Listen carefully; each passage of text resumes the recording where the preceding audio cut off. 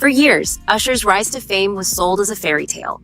A gifted kid, the right mentors, and a fast track to stardom. But now, pieces of that story are starting to sound a lot darker. As Usher opens up about his early days around Diddy, questions are resurfacing about what he really had to give up to make it in the industry. People close to Diddy are speaking again too. Gene Deal, who was around during those years, has been pulling back the curtain on what life was like behind closed doors. From strange stories about daily routines to claims that Diddy treated young talent like property, the picture being painted is uncomfortable, to say the least.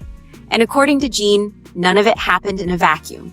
He says Clive Davis played a major role in shaping Diddy's decisions and the environment around him. He learned from Andre Harrell. He learned from Russell Simmons. He learned from Clive Davis. You understand? When those people are telling you that they were heavy into the drugs, they was heavy into beating women and doing things at that age, at that crazy stage, that's gonna make him think that he could get away with the same thing that they was getting away with back then. Now, with Usher finally breaking his silence and old stories lining up in new ways, Diddy is under more pressure than ever. What really went on at Flavor Camp? How much control did powerful people like Clive Davis have over Usher's childhood? And why do these details seem to matter more now than ever? We will answer all that and more in this video. First, let's start off with what happened at Puffy's Flavor Camp and all the things Usher might possibly have witnessed, given he's already brought it up once. I moved to New York City, and I lived with Sean Puffy Combs for a year. That's the crazy thing. Now, that was L.A. Reid's idea, right? We're sending you over to something called Puffy Flavor Camp. There you go. To learn Flavor Camp. Yeah, Flavor that's what it was called. And you're going to go to Puff Daddy's. He's going in the 90s. Do you understand what that's like? Puffy's place was like just filled with chicks and orgying like nonstop, right? No, not really. I mean, but hey, it was curious. I got a chance to see some things. Yeah, but you were 13. What were you seeing? I went there to see the lifestyle. Right. And I saw it. And it was but I don't know if I could indulge and understand what I was even looking at. It was pretty wild. So nobody tried to, some woman didn't come along. I didn't say that. Okay. I didn't say that. What I did say is that there were very curious things taking place. And I didn't necessarily understand it. Biggie Smalls was there. Biggie Smalls was there. Lil' Kim, Craig Mack. All these people are hanging around. Yeah, man. Faith Evans. your parents Jodeci, were Mary okay? J. Blige. They didn't know nothing about this. Oh. I was having a good time. You know what I mean? Does he have you doing any chores? Are you doing dishes at all? I mean, to keep you humble somewhat? Or are you just like, can you stay up till 4 a.m. with them and party? I mean, I could. I actually stayed up longer than them. And do you have money? What's going on? I mean, I had like per diem. Yeah. I had like, what like a living. life. Yeah, it's pretty crazy. 14 years old. You're a dad now. Would you ever send your kid to Puffy Camp? Hell no. When Usher was only 13 years old, his life changed fast. Diddy became his legal guardian and took control of his early career while producing his first album. At an age when most kids are worried about school and friends, Usher was suddenly living in adult spaces, surrounded by people, situations, and pressure far beyond his years. Thank you, come here. Don't sit on the bed at night. No homo. No, just don't get close to the bed. Don't get close, but it's just like, yo, we want to thank you for hosting the thing, man. It's been a pleasure. You didn't have to do it, and you did. No. I definitely didn't have to do it. I definitely didn't have to. First and foremost, I'm not getting in the bed. Shout out to him and what he did. I'm just gonna, if we can, let's just put the camera a little this way, just so we're not. I don't want my shot to even, I don't want it to come close to the bed at all. Usher look like he fresh off a goddamn plane. Usher Fresh off the garden stage. That's my brother right here from day one. We used to wake up and, pause, but like that's how.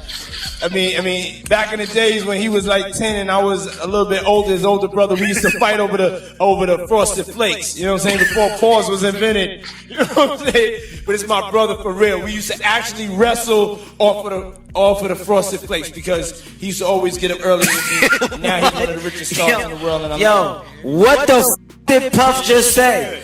Nobody's gonna acknowledge this but me. Puff just said we used to wrestle over the Frosted Flakes, and we're streaming live. That was stupid. Listen, that was stupid. Listen, having a good time. Years later, Usher admitted that being under Diddy's wing exposed him to things a child shouldn't have to process. In 2004, during the era of Usher's Confessions album, Usher said in a Rolling Stone interview that Diddy introduced him to a totally different set of sex, specifically. Usher noted that sex is so hot in the industry, man, and remembered that in Diddy's home, there was always girls around. You'd open a door and see somebody doing it, or several people in a room having an orgy. You never knew what was going to happen. He explained that the environment pushed him into grown-up experiences before he was emotionally ready. The industry moved fast, and so did his loss of innocence. Usher continued saying that he wouldn't pass on any of the advice Diddy gave him. He framed it as something he survived rather than something that consumed him, making it clear he had to actively protect himself from being pulled under by it all.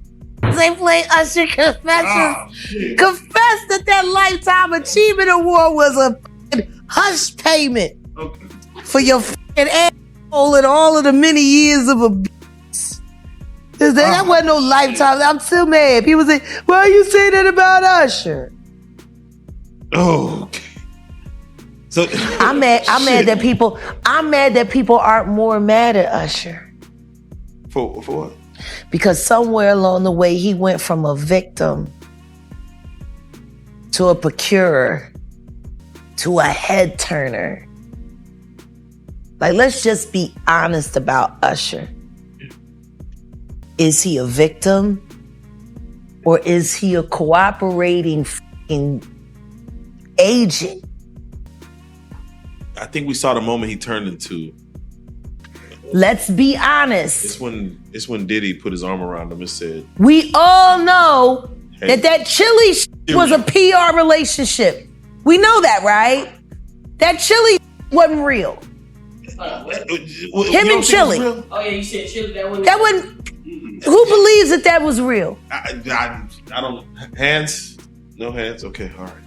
Now, it all looked cute, older, hot, sexy woman, younger guy. And both very good-looking people. Yes. So how the f*** did he end up with that after that? His baby mama. She was old. Let's be clear. He was still a young man. Let's be clear. He was still a young man and he was Usher. So if there was vanity involved, how the f*** you go from Chili to that? And don't say it's true love. Still, survival doesn't mean untouched. Growing up that way can shape how someone views trust, power, relationships, and control. It can force maturity before a person is ready and leave emotional weight that only becomes clear years later.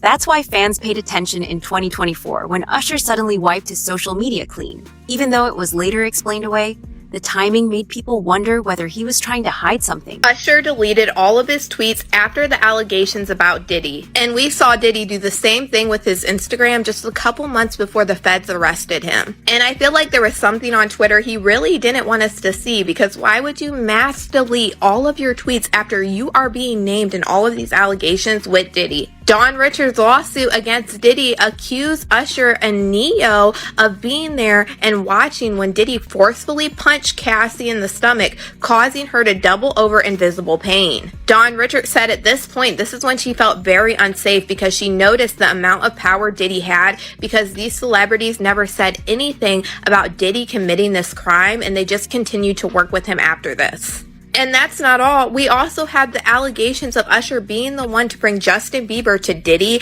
and this is circulating like crazy, and you cannot tell me that he has not seen this. The same crazy allegations are being brought up in Kim Porter's book, how she allegedly found these tapes that Diddy had, and she's talking about a young pop star, which a lot of people are thinking is Justin Bieber. So the fact that Usher would do something so publicly like this when he is being scrutinized all over the internet really makes me think that there was something deep down that we were not supposed to see. And some people are thinking because of this that Usher might be the celebrity that's going to testify against Diddy. And I honestly don't know, but that really doesn't make sense to me why Usher would mass delete all of his tweets if he's being brought in as a witness against Diddy. And after all of these allegations about Usher being spread like wildfire all over, the fact that he would mass delete these tweets because he's a witness really doesn't make sense to me. It's more like you were mass deleting stuff because you didn't want people to start digging and find. Gene Deal explains that Usher didn't just grow up around one powerful person.